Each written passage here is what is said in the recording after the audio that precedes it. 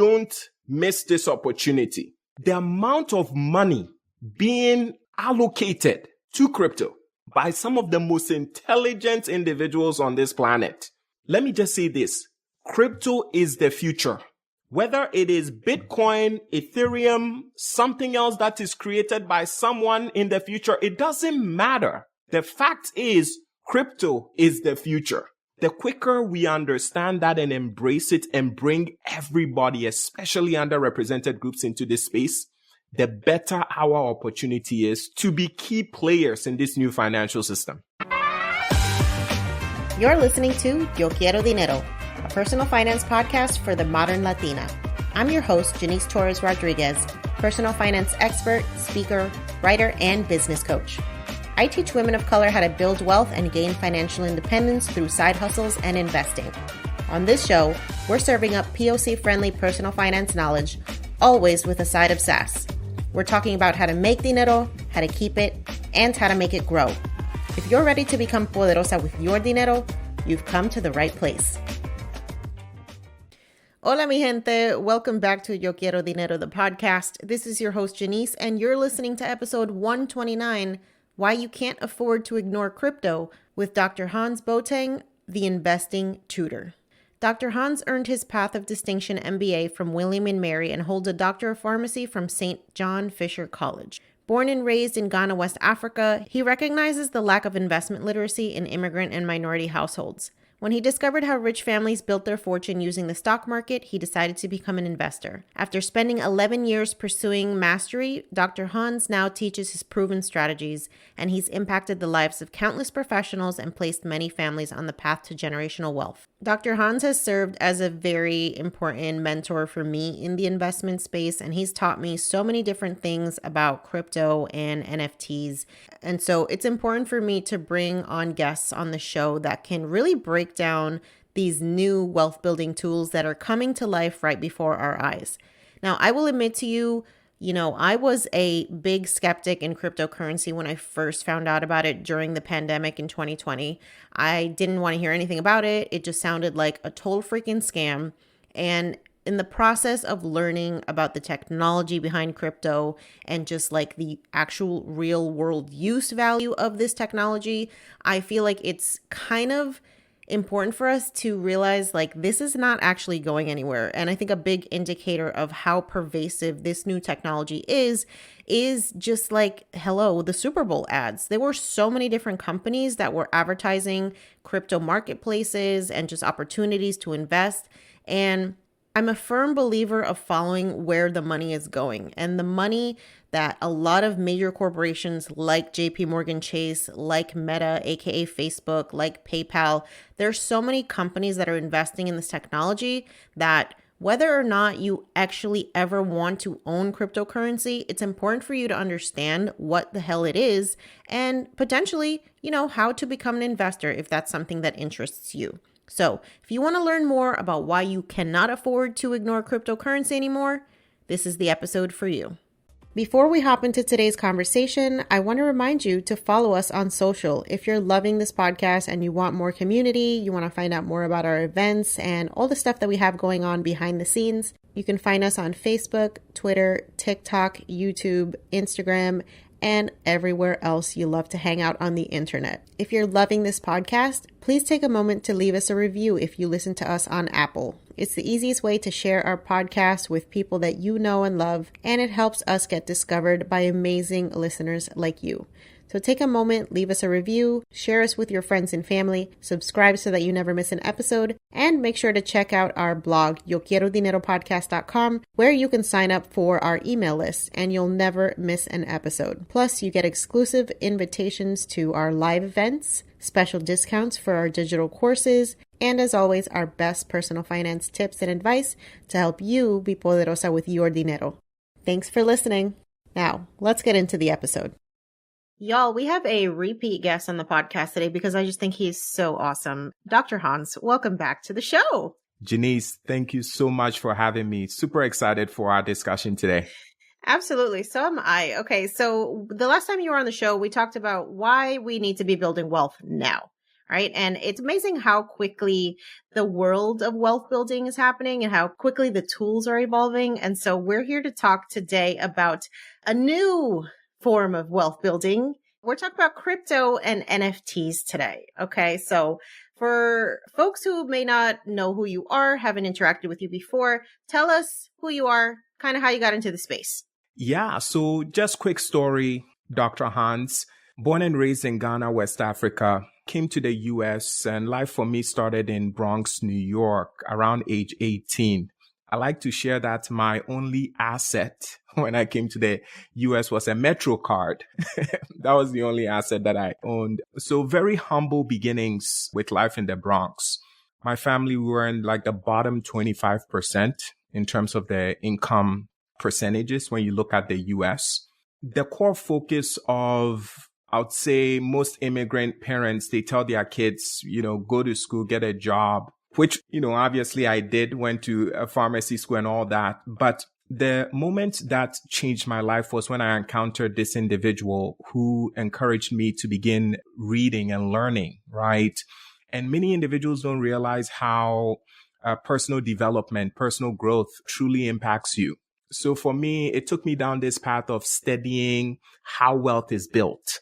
And that led me to the stock market. And I studied the stock market for about 7 years straight before I launched my business, The Investing Tutor, around 2016. And then in 2017, I kept hearing this thing like Bitcoin. And I looked at it kind of quickly. And I was like, oh my gosh, this is a scam, right? How can something grow so exponentially, make a few people rich? It's definitely a scam. And it's fascinating because this thing with crypto and Bitcoin, most individuals who've taken time to study it, they consider it almost like an IQ test. If you don't take time to really do the due diligence needed, you will be quick to brush it off. And in my opinion, you'd have to pay the price eventually. What do I mean by this? Initially, I brushed off Bitcoin. I was like, oh, this thing it's a scam. And then it just kept coming back over and over again, which is what individuals are probably experiencing in their life. They brush it off, but it's always on the news. It's always being talked about. It's being written about. Some people, not everyone, a few people, are buying it. And you're like, what's going on? I thought this thing was a fad or a scam and it's still around.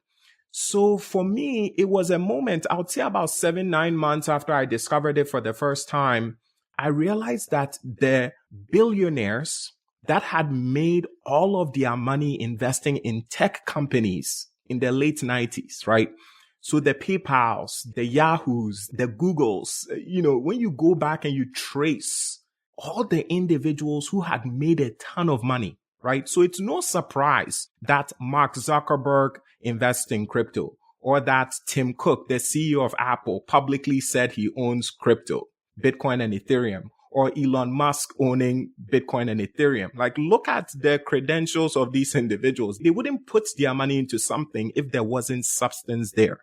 So I did my due diligence. When I saw those individuals allocating money to crypto and Bitcoin, I was like, wait, these people made a ton of money in the late 1990s. What is going on? I'm going to stop saying this thing is a scam, and I'm going to go educate myself. You see, it takes humility to just realize that, oh, maybe I could be wrong. I paused for a moment and I went off. It took me about 3 months to get a general idea of this technology. And I was like, wow, this is revolutionary. And I know we're going to talk more about it. And from 2017 up until now, I've consistently been studying the technology, and it's fascinating. Even though I've been studying it for about 4 or 5 years, you keep learning something new every single time, and the technology keeps evolving. So crypto 2017, and then 2021 was when I discovered NFTs, non-fungible tokens.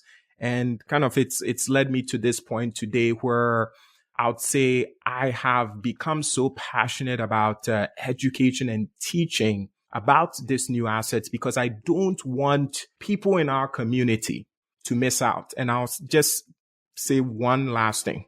We are seeing the world shift from only physical to more digital. many individuals have seen this shift happen, right? From relationships happening on Tinder, right? So if you've watched the Tinder Swindler on Netflix, you see how relationships have shifted.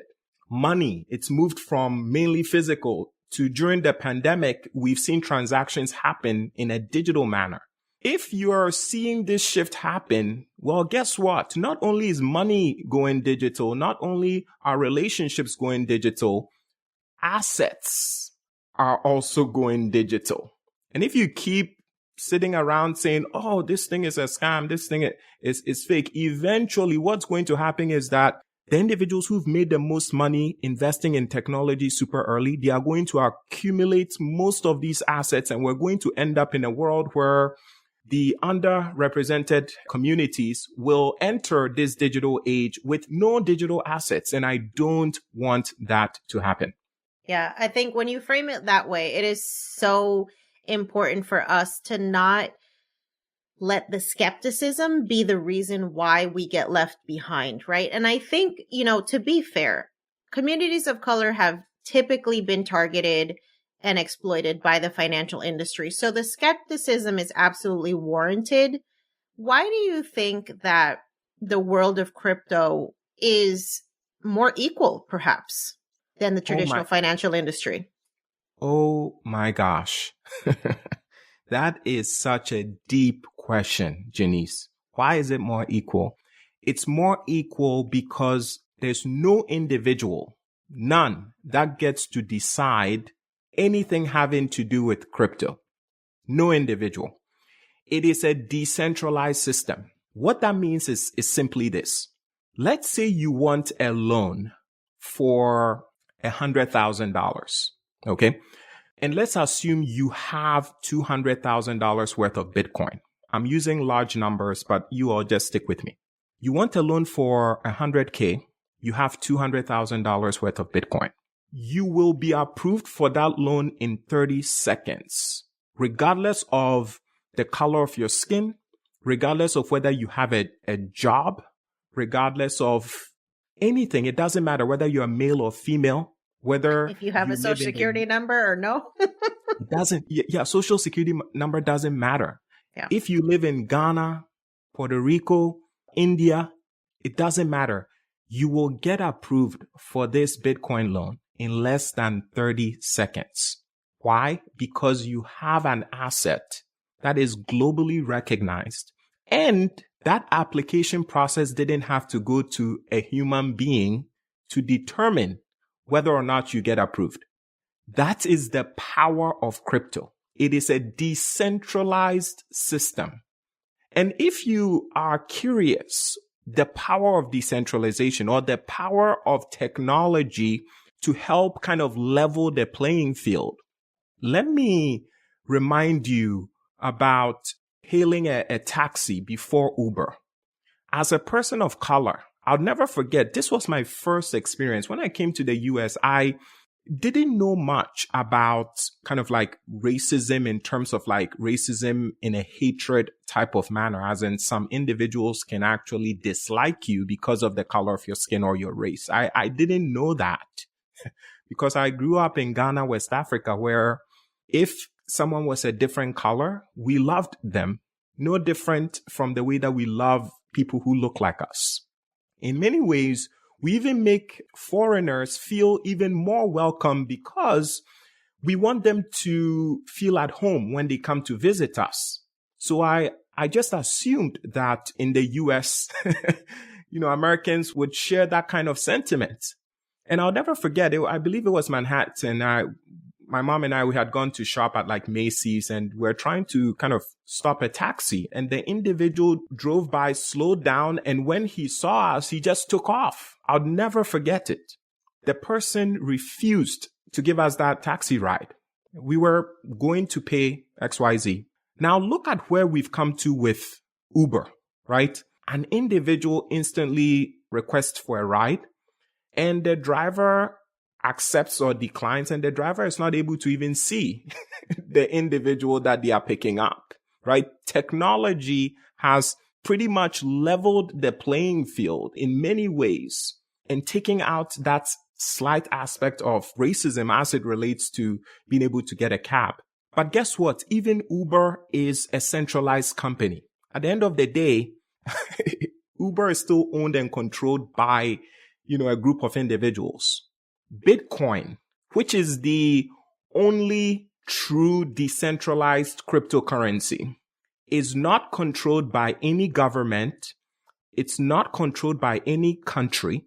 It's not controlled by any particular group of individuals. It is completely decentralized. What that means is that Bitcoin is the only cryptocurrency that is owned by the individuals that hold the asset.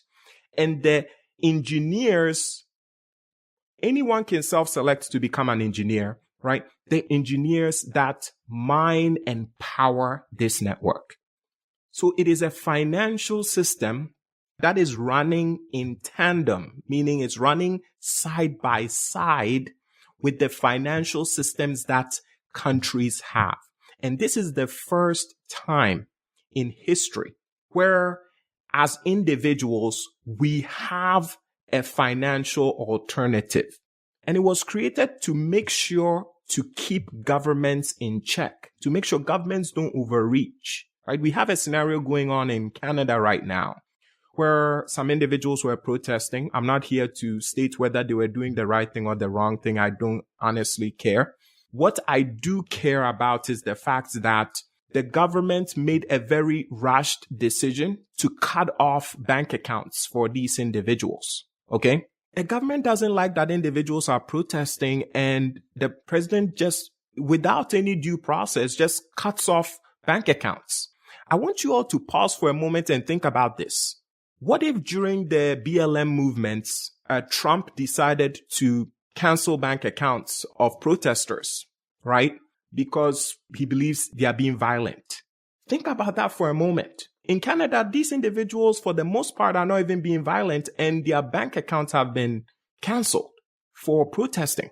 If these individuals had Bitcoin in a self-custodied wallet, a government cannot freeze their Bitcoin account. That is the power of this technology. It is way more than what you and I even can comprehend. It was created for a purpose to be a check on every single government in this world. And it's a powerful technology. It levels the playing field, as I've discussed, because there is no individual who gets to make a decision whether they are approving you for an account or a loan, right? There's no one. And that is what I love about this technology. Yeah, love that breakdown. And it really helps to understand like the true power of the technology.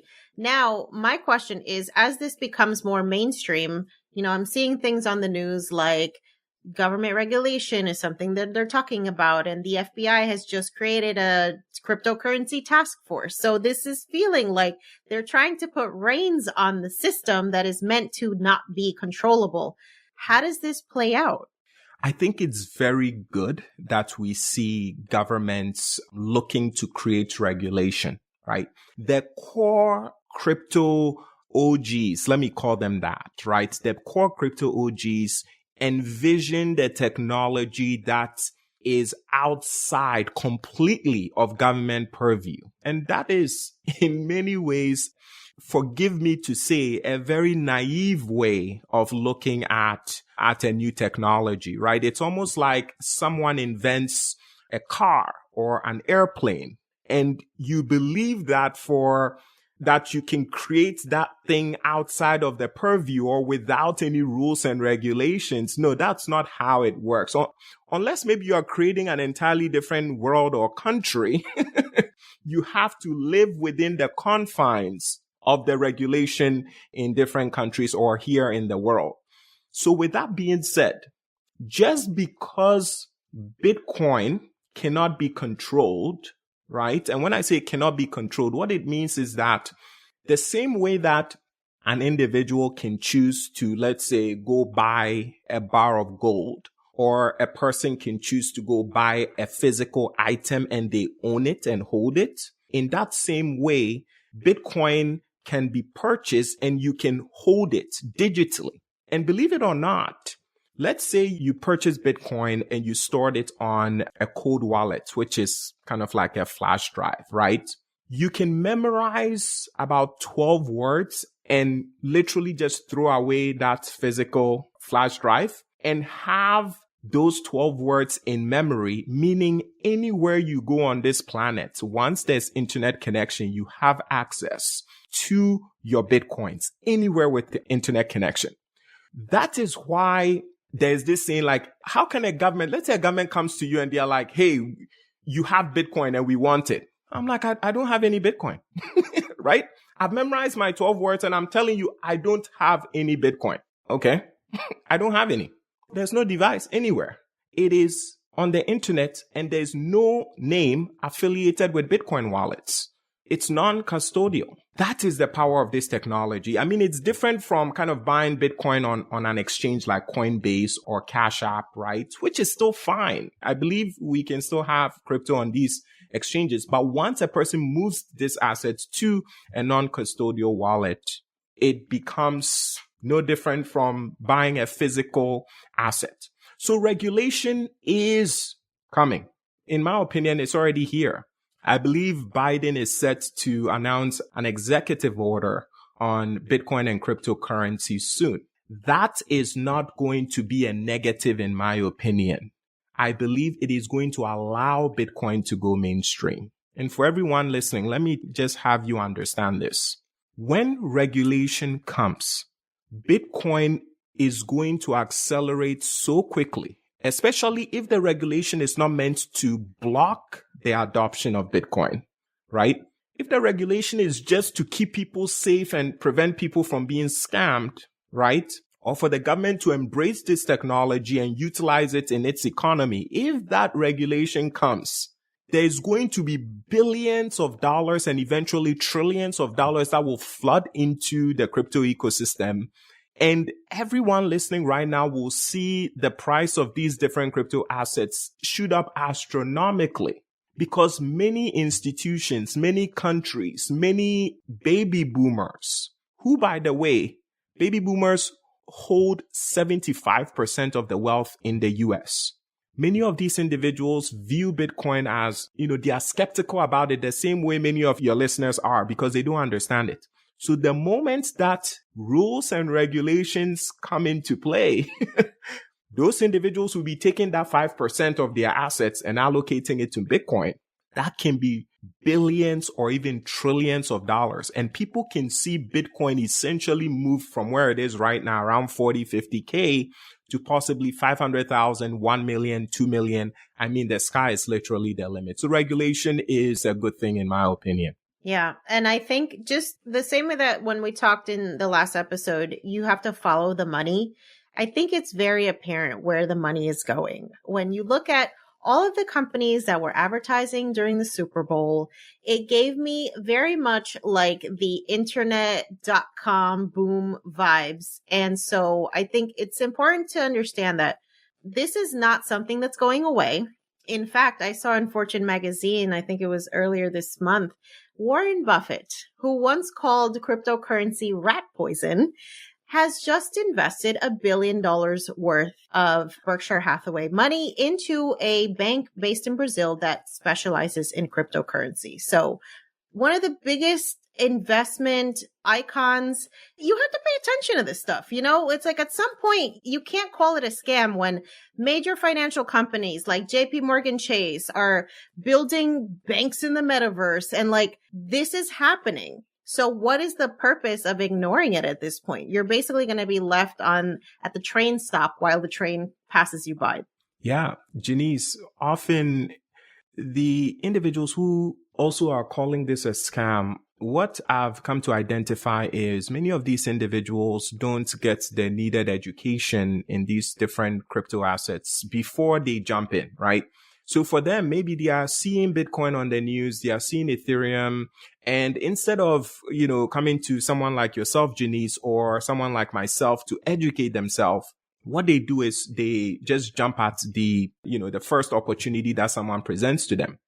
And as you and I know, because this system is decentralized, It means that individuals can create kind of Ponzi schemes. They can pretend to sell you Bitcoin. I mean, so if you come into this space without doing your due diligence, you can literally lose money, because not that this system is bad, it's because you didn't know to maybe start with a credible exchange like a Coinbase or like a Cash App or something of that nature, right?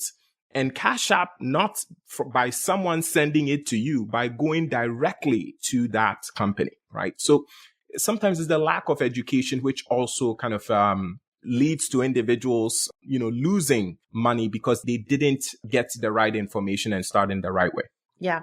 Okay. So let's dive into that fundamental education that we all need to know about cryptocurrency. The first question for me is, how do we know which cryptocurrency we should invest in? Because there's millions of them popping up every single day. Yeah, I think this question is quite simple to answer. I shared with you, and for the listeners, the number one cryptocurrency and also the only cryptocurrency which is truly decentralized is Bitcoin. Bitcoin doesn't have a founding team. No one even knows who created Bitcoin. But Bitcoin is powered by millions of miners. And currently there are about 200, this is an approximate number, about 200 million individuals who own Bitcoin. For someone who is coming into this crypto ecosystem, Bitcoin is the starting point, right? So we talked about different exchanges to get into Bitcoin. So then Coinbase, there's Gemini, there is Cash App, right? Any of these is the best way to get onboarded into the space. And even though you might see Bitcoin price at 40,000, 50,000, individuals can buy $1 worth of Bitcoin. And that's the power of this technology, right? Back in the day, if a stock, right, before Robinhood was created, if a stock was $1,000 and you didn't have $1,000 to buy a share, you couldn't own the stock. Okay. Think about this. Bitcoin, the creator, even from the onset, was like, I'm going to create something. Once again, we don't know who the creator is or was. It could be a female. It could be a group of people. We have no idea.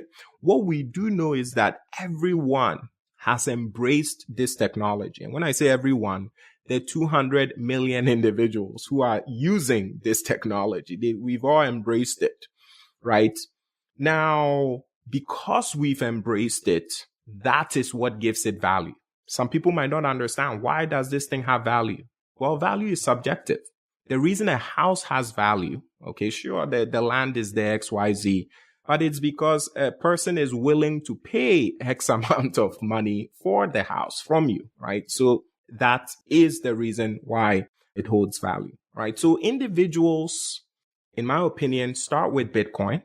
The way that I like to look at it, if a person is looking at cryptocurrencies with whatever amounts that they are looking to get in Bitcoin, half of that can go towards Ethereum, which is the second most popular crypto asset.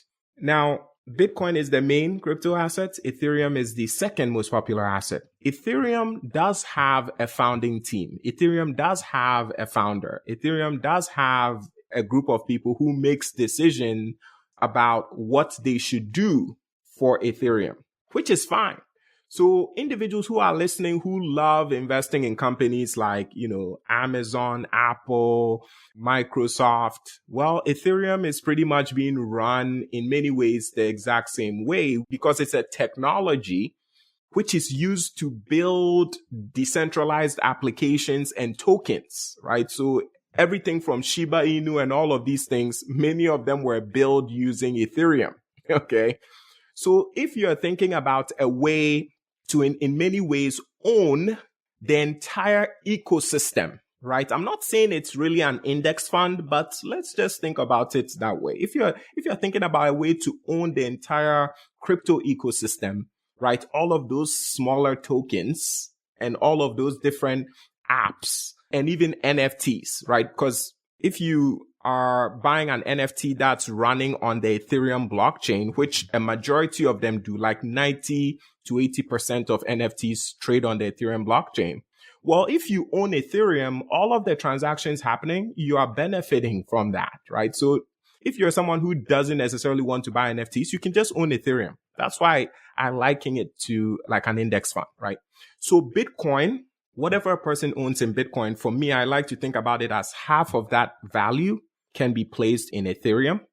And I would honestly, unless you are extremely educated, just stay away from everything else, right? So just these two. And when I say stay away from everything else, I'm talking about the other cryptocurrencies, right? NFTs is a completely different subject because an NFT is not really considered a cryptocurrency.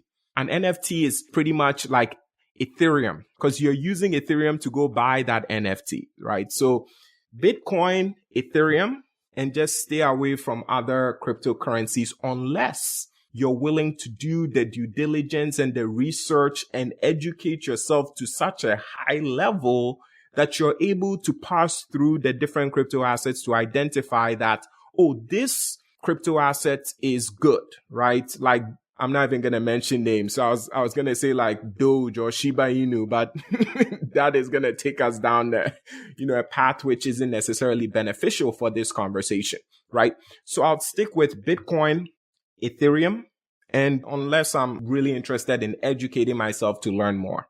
Yeah, I love that. Okay, so that foundational piece is really important because you mentioned NFTs, and we want to talk about this as well because I didn't understand that in order to buy NFTs that I needed to have cryptocurrency. I thought they were like completely separated issues. And then when I wanted to learn more about NFTs, I was like, oh, wait, so this is all related. Okay. So let's talk about NFTs, right? We had Lisa from Boss Beauties on the podcast a couple episodes ago, and that was awesome. You actually introduced me to her work. And I think the first thing that a lot of people think when they hear about NFTs, they're just like, what the hell is this? What's the point of this? Why am I going to own digital artwork? Like what are we actually doing when we're buying an NFT? Yeah, an NFT, which stands for non-fungible token, right? So taking all the technical terms away, you know that NFT is a token, right? Token for the listeners. Okay. But I want to bring us even back and just have a general definition of what an NFT is.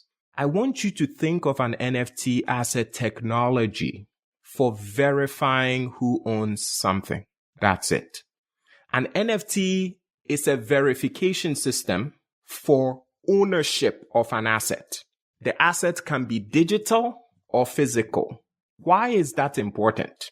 In the world that we live in, you and I know that we need a way to know who owns what. That's why when you buy a car, they have you get a title. And if you borrowed money, there's a lien, right? All of those paperworks are technically NFTs. The reason it's not called an NFT is because it's not a token, it's a paper. Okay? For the listeners. Well, for those things to become digital so that we can have a record of ownership, they just need to assign a token to them. So an individual can purchase a car in the future and be given a token that goes on your phone. And that token is the proof of ownership that you own the car. So when you are selling the car to someone, guess what?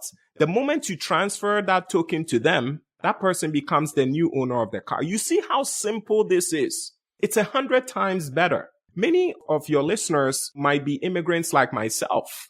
Oftentimes, we are not able to go buy land back home because we know that there could be land disputes. Maybe you go pay for the land and they sell the land to like 2 or 3 people. And you don't know who owns the land because they gave all of you paperwork. Well, what if the land back in your home country was tokenized so that everyone can see who owns which plot of land? There will be no disputes. It brings more confidence in the purchasing of assets. So I want you to stop thinking, and I'm speaking directly to the audience, I want you to stop thinking that NFTs is just about digital art. NFTs is a technology, or they are technologies for verifying and identifying the owners of assets. It just so happens to be that we are starting off because we are so early with digital assets. Because it's simple. Now, I'm sure you're probably seeing different like apes trending online and you see celebrities buying them. And individuals are wondering, why would anyone on this planet pay $100,000 or $200,000 for a picture of a monkey, right? Let me say this. The picture of the monkey doesn't matter. It's not even about the monkey. Those individuals are not buying that NFT because of the monkey. They are buying the NFT because of the community that it creates. Let me explain why. When Bored Apes dropped their NFTs, they dropped 10,000 of them. For an individual to become a part of that Bored Ape community, you need to own the asset, right? Initially, when it was dropped, one Bored Ape NFT was roughly about $200. Right now, the average price is about $250,000. Why? The answer is simple. Individuals like celebrities started admiring the communities being built and the fact that this is the future. So they started to buy in. So all of a sudden, you have an asset with a fixed quantity, and there are people who are willing to pay more to become a part of that community. So it's a free market. You and I get to decide how much are we willing to pay for something. That picture is not setting its price on its own. We as the individuals are setting the price. And it's the same with Boss Beauties. When I bought into Boss Beauties, it was roughly about $250. Right now, the average price of a Boss Beauties ranges somewhere between $5,000 to $7,000. Just kind of depends. I wish I had listened to you, by the way. I get upset every time I see the floor price of that entire collection go up. Yeah. I learned my lesson. Janice, it's fascinating because Boss Beauties was the very first NFT collection that I publicly posted about nonstop for a full week. Nonstop. At the time I was posting about NFTs, I wasn't an NFT genius, but I just knew this collection is going to make a difference. The reason is because it was the first collection, the first NFT collection around women empowerment. Like a woman can be everything she wants or can be anything she wants. And that is powerful. So I knew that, oh my gosh, what company on this planet wouldn't want to associate themselves with Boss Beauties? Like, think about it. Honestly, Janice, what company wouldn't want to associate themselves with Boss Beauties? So right now that we see Coinbase and we see Rolling Stone and all of these things, I'm not surprised at all. And the funny thing is, this is even just the beginning. It's honestly just the beginning. The sky is literally the limit. And I'll say one last thing. Why can NFTs created by men, like Bored Apes and CryptoPunks, by a group of men, be trading at 100 ETH, which roughly is somewhere in the price range of $250,000 to $300,000. But World of Women, the most esteemed female collection, is right now at 10 ETH. Think about that. 10 ETH is about $25,000 to $30,000. The most esteemed collection created by a woman, 10 ETH. Boss Beauties is currently around 2 ETH, give and take. 2 ETH, which is roughly about $5,000 to $6,000. Why is a male collection trading at $250,000, $300,000, but female collection is at, $30K and Boss Beauties at $5,000 to $7K? Do you know why? I'll let your listeners understand it. It's because there are a lot of women who are skeptical about crypto. Eventually, they will all realize, the same way I did in 2017, they will all realize that, this technology is not going anywhere. And they are going to be onboarded into their space. And it is my belief that we can see some of the best female-led projects be anywhere. In my opinion, I believe they should be at parity with the male projects. But even if they are not, for some funny, strange reason, if they are not, imagine if World of Women is worth half the value of a Bored Ape. But in actuality, I believe that women are going to show up in this crypto ecosystem and say to themselves, no, if a Bored Ape is 100 ETH, our NFTs will be 100 ETH, because you and I get to determine how much we're going to price those NFTs at. So I'm looking forward to the time where I'm looking for women to come into this space and price these women-led projects the way that they should be priced. So alpha tip for those listening, I'm a big collector of women-led projects because I support women. But also it's a very strategic way to get into the NFT space because there aren't a lot of women in the space right now. So as that recalibrates over time, you're going to see these projects revalued to what they truly should be worth. Yeah, I'm so glad that you brought up, the difference in adoption of this technology. It's just representative of the overall financial industry. It's always, I'm sorry, but it's always white men who are always like at the forefront of these things, and communities of color, people of color, marginalized communities always get left behind. And then it's just like, are we going to continue to allow this to happen? Because we've seen it happen for generations. Like, we have access to all of this information in ways that previous generations did not have when it comes to learning about finances, when it comes to, being able to invest. And I mean, you can do it from your freaking phone. So just this access, I feel like we no longer have a valid reason to wait on the sidelines because the information is there, and it's important for us to not be left behind again. So one quick note, I actually saw here in the Tampa Bay area where I am from, where I live, that the first house was sold via an NFT via auction. And so for anybody who's like, oh, it's just stupid pictures online that you're buying. No, there's real world applications for this technology. And that's what you need to educate yourself on, right? Like, think about how easy it would be to buy a house if you didn't have to get a mortgage. If you could just literally buy a home with cryptocurrency. It doesn't matter what your immigration status is. It doesn't matter what your credit score is. It doesn't matter if you're married or you have two incomes or you need a joint bank, account holder or whatever. Like, that access is revolutionary.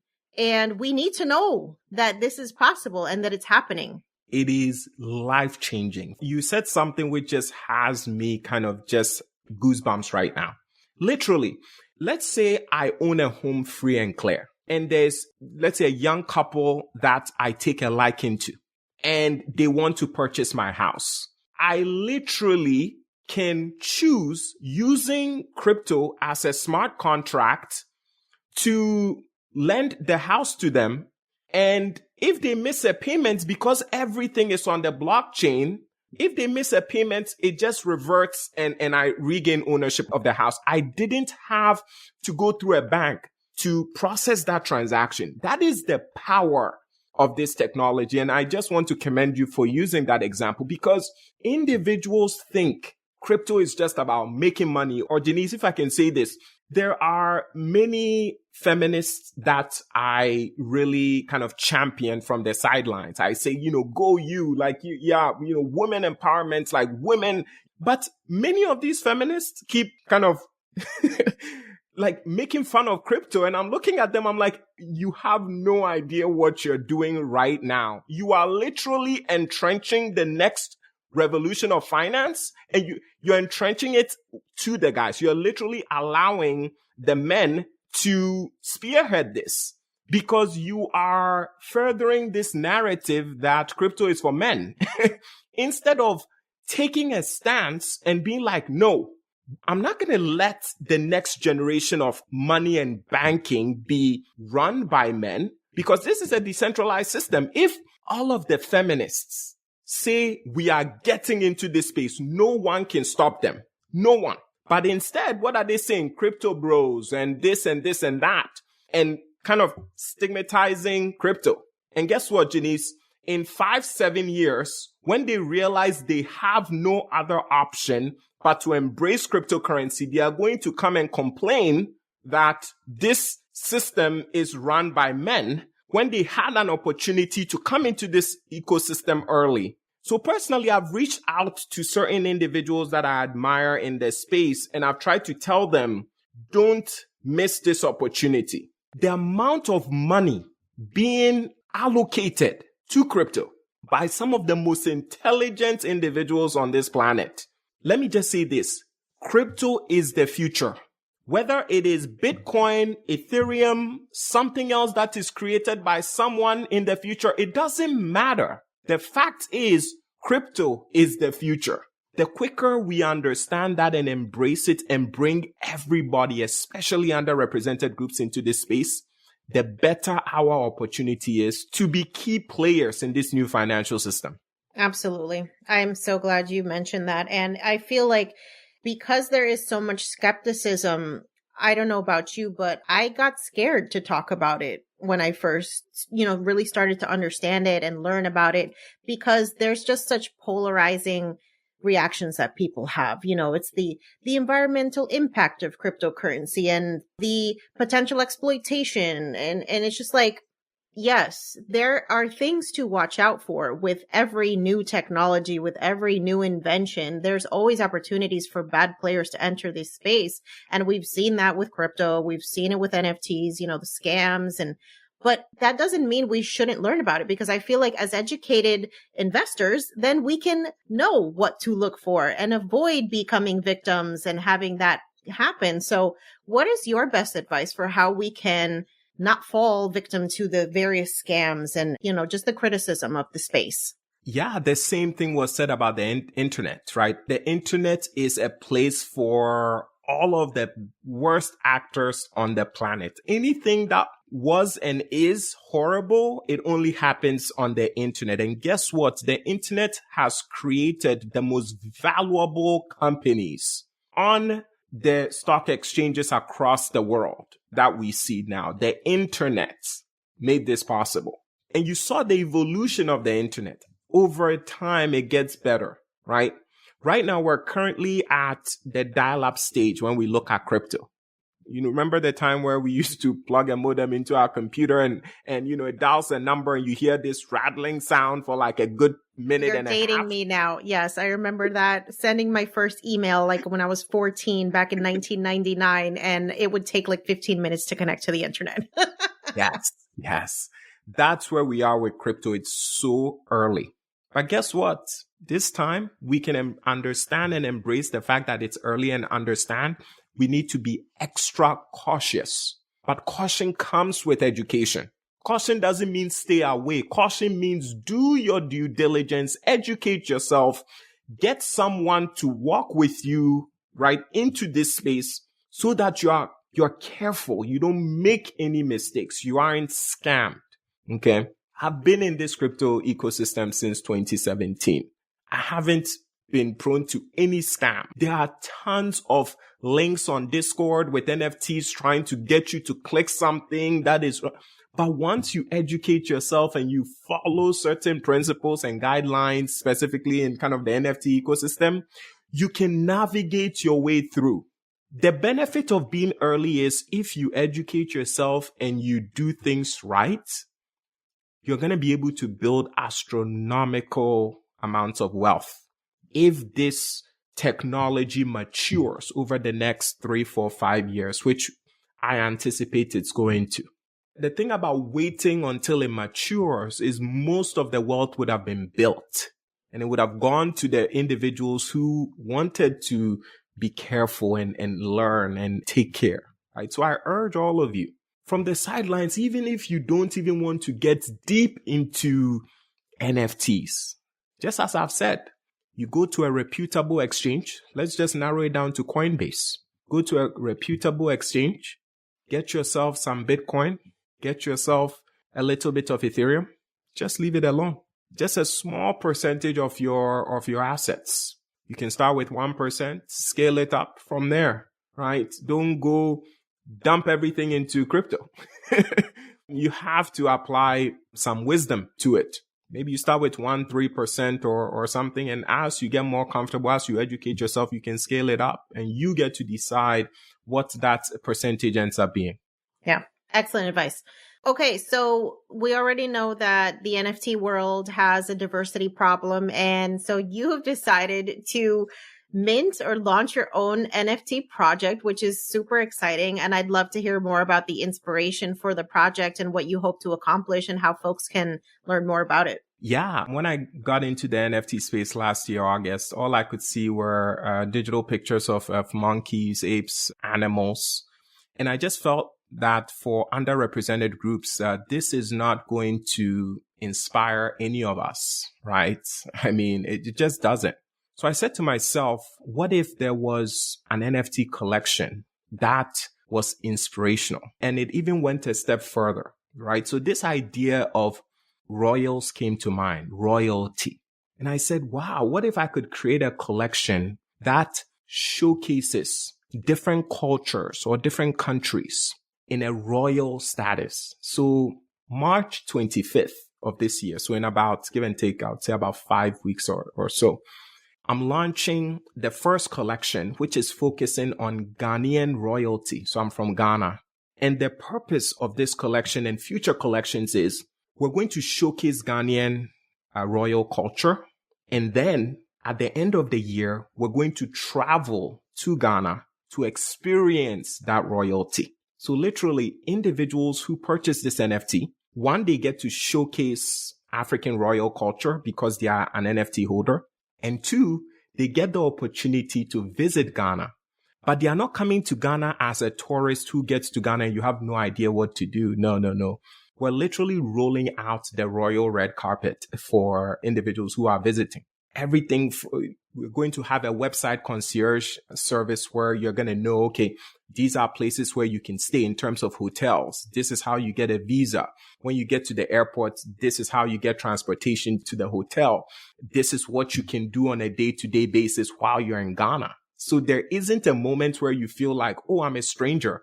We want everyone who visits these countries that we all go to together. We want everyone to feel like one royal family so that we can experience the culture authentically and celebrate. So every time we host one of these events, we're going to have a royal gala in the country. So this year we're going to Ghana with the royals. Next year we could be going to, a country in the Caribbean. We could be going to another country in Africa. We could be going to like India. The sky is literally the limit. But the idea is to showcase royalty of different cultures and to put that on the blockchain. And as we create the royalty of different cultures, I'm essentially creating a global royal family, like a large community, and bringing all of us together. And every year, for those who want to take that trip, they can visit with the royal family, experience that authentic royal culture of that particular country. And I feel this allows individuals to realize that an NFT is not just a digital picture. It is more. It's an identity, right? Because when a person has that Royals NFT, they are royal. They are part of the royal family now, and it's on the blockchain. And two, now that NFT is their ticket to attend the royal gala. That NFT is their token to connect to the website, which unlocks the special access for them to have the website concierge service. So it is a way to onboard many people in our communities who finally, right, as immigrants can see something and be like, wow, I get it. I understand it. It's not just about pictures. And I'm just excited for this to roll out. So yes, the Royals, excited, March 25th. That's amazing. And I think it reminds me of like back in the day when people would join exclusive clubs, right? Like you think about the country clubs and the yacht clubs, and like NFTs are a way to get rid of those barriers because anybody can access this stuff. And I think that's the amazing part of it, right? It doesn't matter where you come from, where you grew up, what your background is, what color your skin is. Like this is an opportunity to create community without those barriers. And I think that's really awesome ambition that you have, Dr. Hans. So I am wishing you so much success with your launch. For folks that want to find out more about your project, the work that you do to educate folks on crypto and NFTs, where's the best place for us to find you? Yes. So once again, Janice, thank you so much for having me. It's always a joy, and it truly is an honor being a repeat guest. I know that doesn't happen quite often or at all.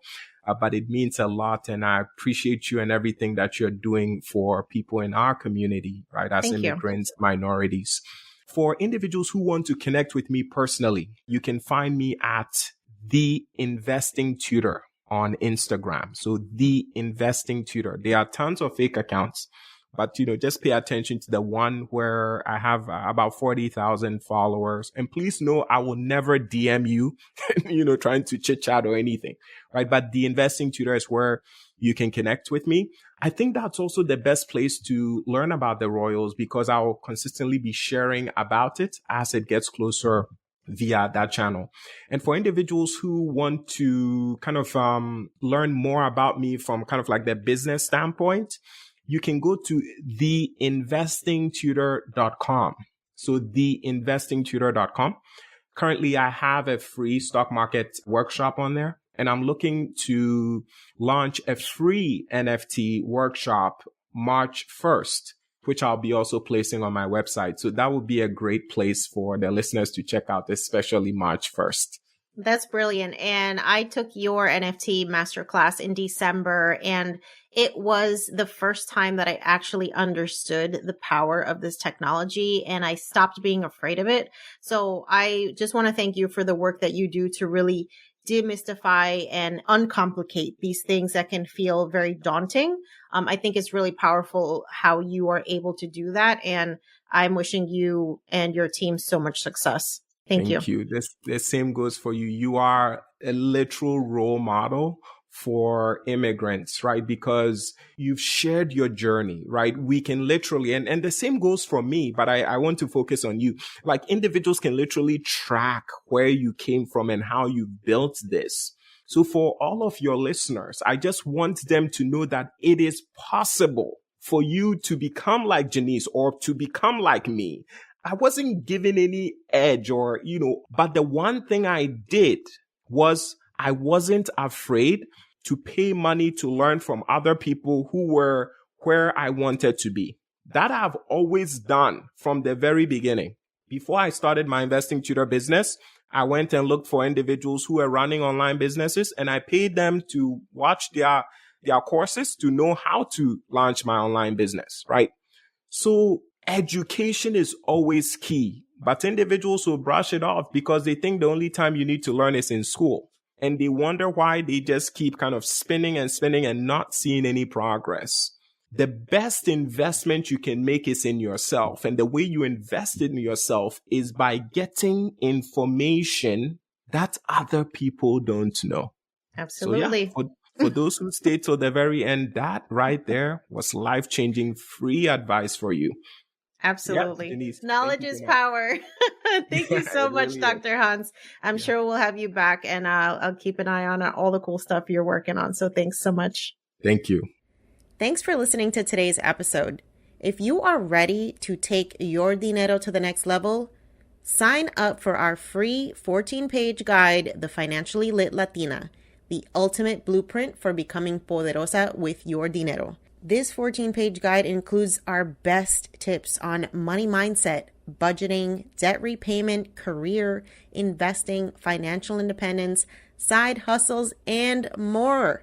And you can get it completely free. So to get your copy of The Financially Lit Latina, just head over to YoQuieroDineroPodcast.com/start. That's YoQuieroDineroPodcast.com/start. And start transforming your dinero story today. Until next time, stay empowered, stay inspired, and stay poderosa.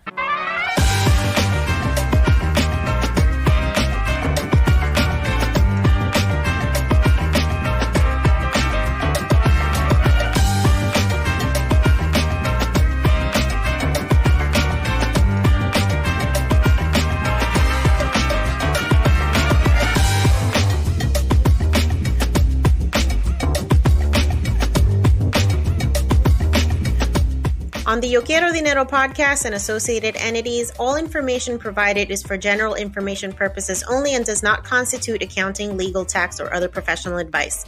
Listeners should not act upon the content or information found here without first seeking appropriate advice from an accountant, financial planner, lawyer, or other professional. We assume no responsibility for information contained on this podcast and associated entities and disclaim all liability with respect to such information, including but not limited to any liability for errors, inaccuracies, omissions, or misleading or defamatory statements.